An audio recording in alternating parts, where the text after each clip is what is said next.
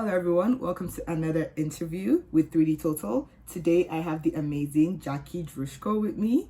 And yeah, welcome to the interview, Jackie. Yeah. Thank you for being here. Thanks so much for having me. I'm very excited. Yeah, definitely. I'm just as excited. I'm a huge fan of your work. I love all your bright colors. But for those who aren't familiar with Jackie, she is an illustrator and character designer working in the animation industry.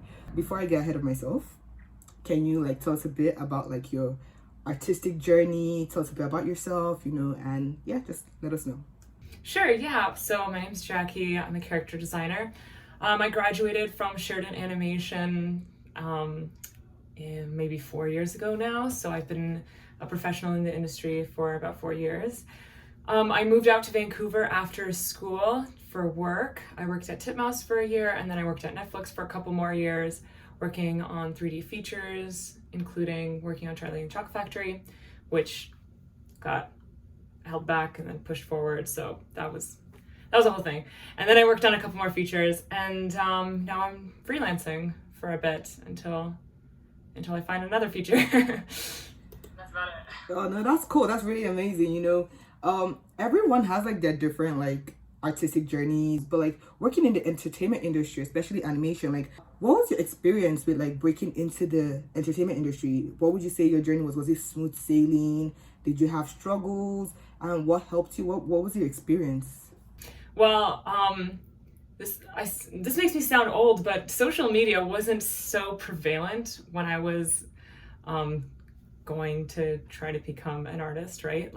When I was a teenager, I had Tumblr, but it wasn't as powerful as social media is now, right? So I basically was just competing, if you would say, with the people in my school. And then I went to Sheridan, and then I was, all my fellow students were the people was in my pool of vision of the competition, right? But when I joined social media halfway through college, then you really see what you're up against, and you see other real professionals, and you see that there's a huge pond out there and you're just a little fish. But I really focused on myself, and I focused on just that environment I was in. And I feel like instead of intimidating me that a lot of students are better than me and stuff like that, I feel like that was just really good motivation. And sometimes it feels really school could feel really competitive when you're all trying for the same thing. But my experience from school was really great because everyone was really looking out for each other and just helping each other improve. And I feel like that was a really great learning environment for me. So when I got internships almost every year that I was at school, and that really helped me kind of put my foot in the door and understand what the animation industry is like. And because I was really active on social media as well through my 3rd and 4th year of college, I actually got my first job through college, through social media. So halfway through my 4th year of school, I wasn't even finished my thesis project, which is the big project that you show, and then that's how you get your first job. I got reached out by a company who wanted me to work on their show, and I told them to wait until I was done school, and then I did end up going to that studio to work with them. So social media is really helpful in finding work, and that's really what helped me. I want to ask, the job, was it a freelance or in studio? Yeah, so my first job out of school, the one that they asked me halfway through my 4th year, was for Cleopatra in Space at Titmouse in Vancouver. So that's a DreamWorks production, and I was really excited. I was like, oh my god, that'd be so crazy, and I'd have to move, and I'd be a character design assistant. But I also wanted to see what else there was out there when I finished my project and the industry came to see all of our final work. And then I was also offered a position from Sony as an intern that same time. So it was very, the struggle between which path I want to take right out of school. But I ended up moving to Vancouver and working Cleopatra in Space. Yeah. That's awesome. Wow. I can imagine. It's that's really cool. And all this happening right after, wow. What made you choose character design? I'd like to know, you went to art school and you studied animation, and I'm not studying animation, but I'm assuming like the program had like visual development, characters, layout, backgrounds, you know, what drew you to characters? Why did you choose character design? Absolutely. So like they had all these different classes, character design, layout, animation, things like that. And I was always drawn to characters, and I don't think I realized that until maybe halfway through my third year.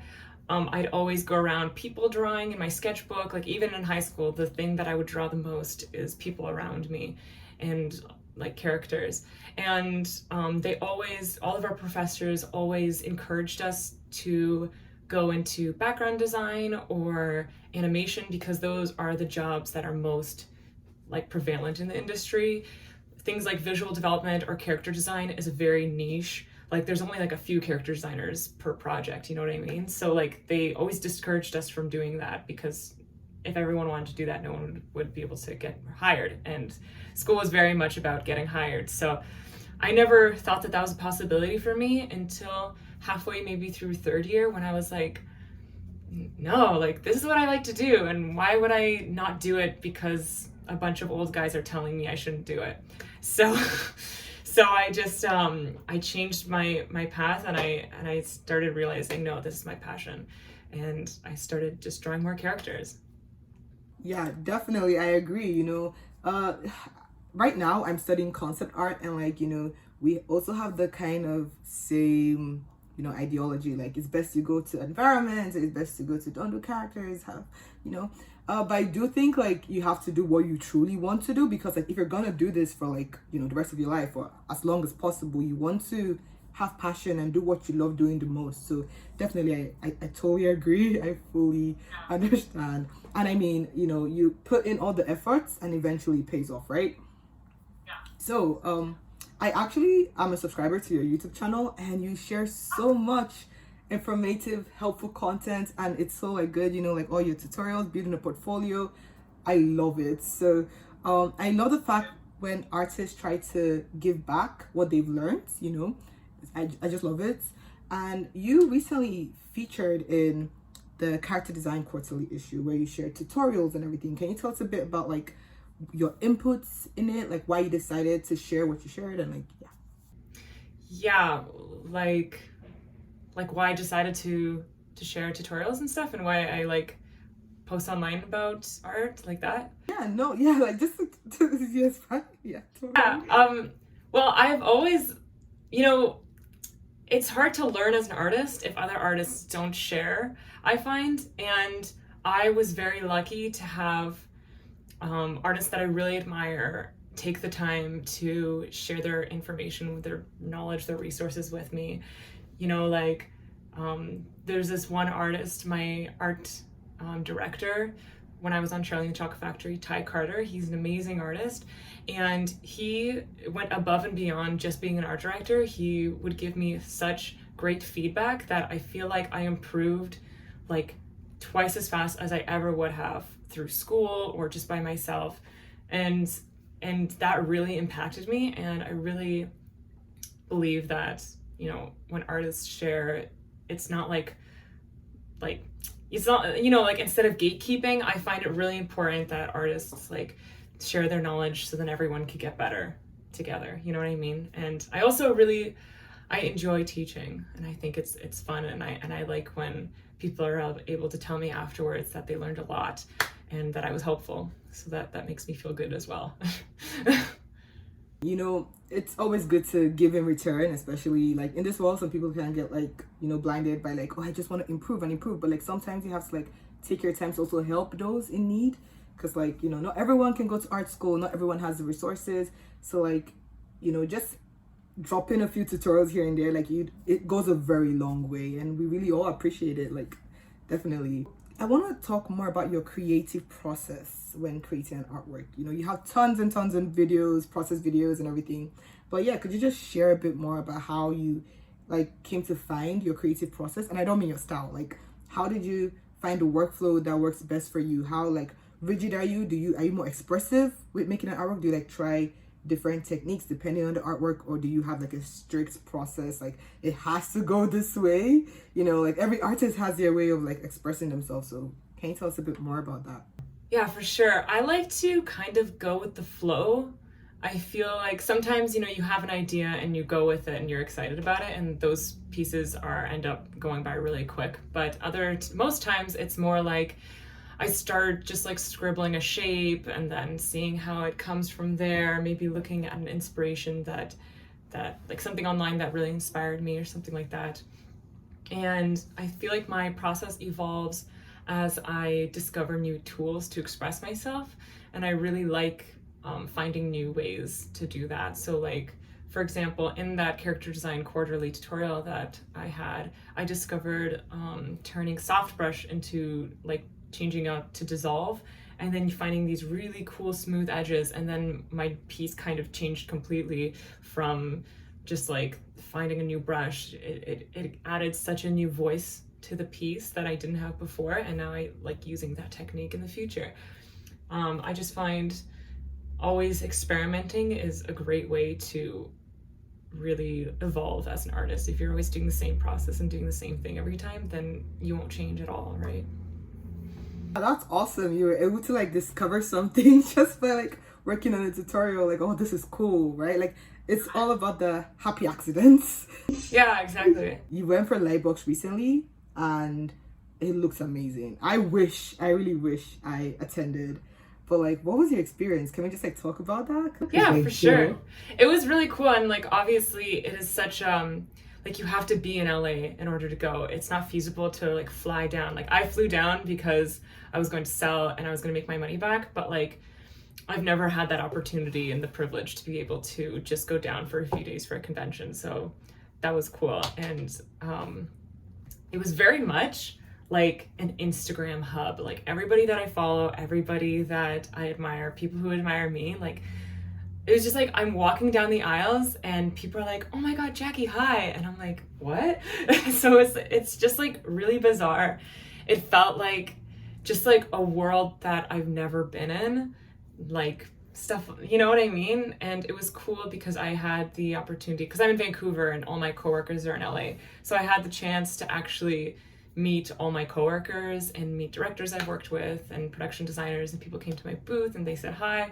And it was cool to actually finally put a real life face to the real life person. And it was so embarrassing because one time I saw my old production designer and he was like, hey, like it's me, look. And I'm like, oh my God, I barely recognize you. And then I said, everyone's so much shorter in real life. And I was like, oh my God, why did I say that? And I was just like hopped up on adrenaline because everyone's talking to you and it just came out. Oh my God, Cora, if you're watching this, I'm so sorry. Anyway, it was so embarrassing, but I got to sell a lot of my artwork, and it was cool because I've only sold at like fan expo, like fan conventions, and I've only sold like fan pieces, and this is my first time selling my own artwork. So it was a really different experience. I didn't know what would sell, what wouldn't, what people like, and like I sold out all of my art books on like the second day, which was phenomenal, and I was like, damn, I should have brought more. But it was really cool just to have people come up to me and tell me that I'm the reason that they went into animation, or they went to Sheridan after seeing my film, or this and that. Like, you post things online and it kind of just like goes into the nether, like it just disappears and you're just disconnected from it. But being here and hearing people's experience after like hearing from me is just like really empowering. Like it felt really inspiring to hear how I could inspire others. So it was a really cool experience. And I also had amazing lunch at Netflix, which I really like. And now I have major FOMO because I want to have baked salmon for lunch every day. It's so good. Oh no, that sounds amazing. Like I definitely want to go to Lightbox and experience that at least once in my life. But like who knows? Maybe in the nearest future. You talked about your art book, and speaking of that, like how did it feel to finally have your art like in print? And what do you have plans like making more art books in the future? Maybe, like can you tell us about that? Yeah, it was, so I woke up one morning in a panic and I was like, why don't I have an art book? Why didn't I make one yet? Because I've always, you always think about it and you're like, oh, well, my art's not good enough. Maybe next year I'll have more things that I'm happy of. But then you just keep pushing it and nothing's going to change So I was like, you know what, F it, I'm just gonna do it now, and then if in the future I'll make another art book, and it just goes on with your progress, right? Like how the better you are, the later the art books are, you know. So I just decided to put it together. So I put it together in like 2 weeks. I got a proof, I changed it up a little bit, and then I ordered a few hundred books, and it sold so quickly, and I couldn't believe it. I had to do a second like run, but it was just like, it's just amazing to actually have my art in a physical. It just like feels so real, like you're a real artist.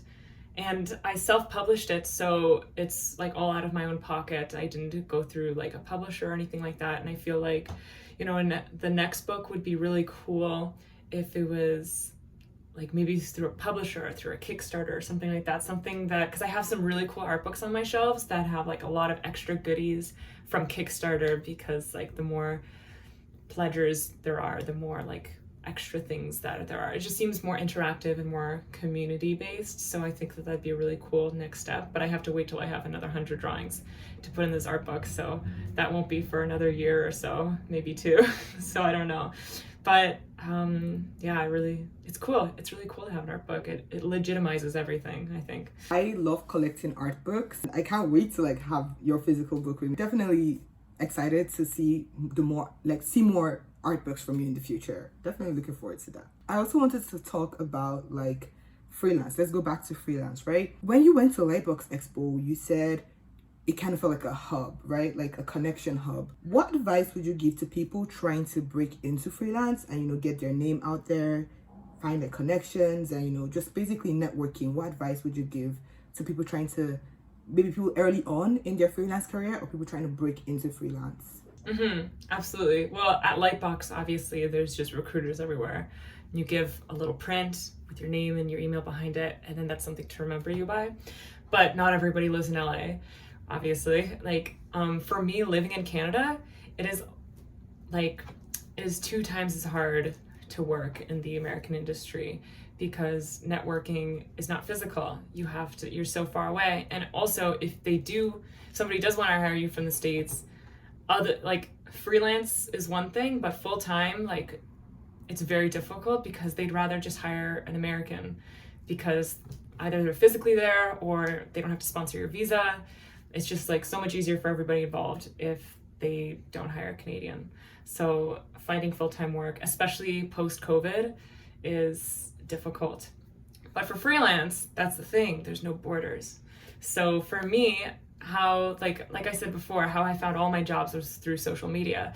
You know, you have people in the industry who follow you and they see your work. So next time they have a project, they think, oh, who could I use for this project? Oh, I saw someone really cool online, and I'll choose them. So my advice for beginners is to definitely post online. Like, how else are you supposed to get your work in front of important eyes if you don't post it out in the world for people to see, right? Also, LinkedIn honestly has also been helpful. I'm currently looking for full-time work, so I've been messaging a lot of recruiters on LinkedIn, and most of them get back to me. So it doesn't just go to nowhere, it goes to somewhere.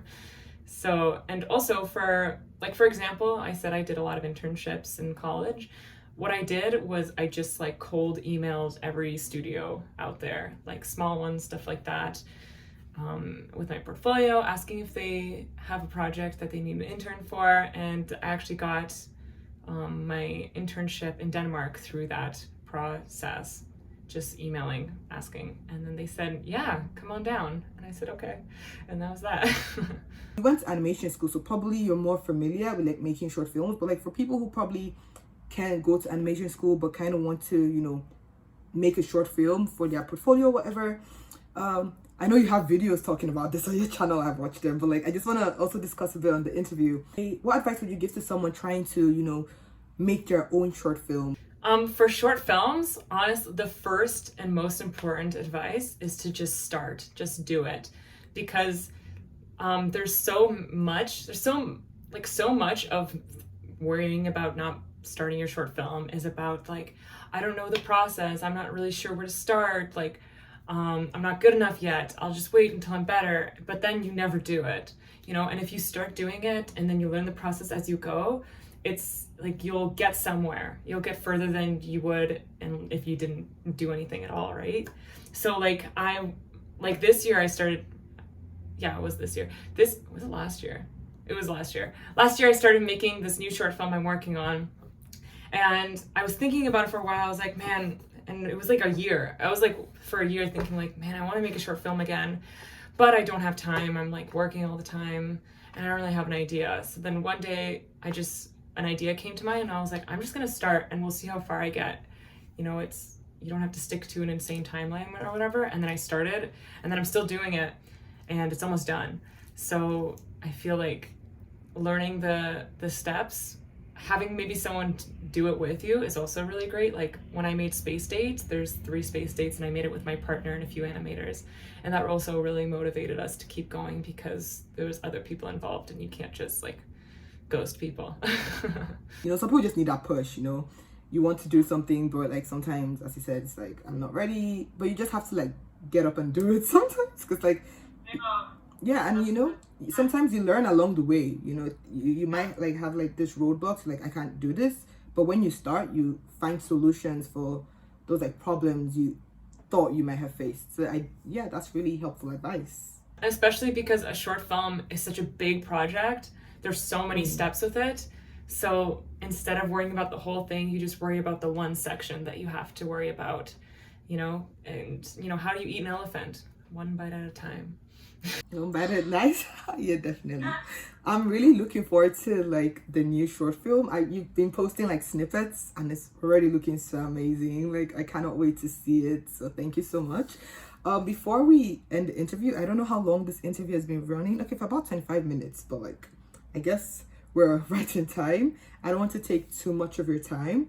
So I just wanted to ask, lastly, what advice do you have, like general advice for beginner artists who either want to start their career in animation or want to build their portfolio, or, you know, artists who just like, you know, probably want to move, they've been doing something else and they just want to like kind of make the switch in their life. What advice do you have for them?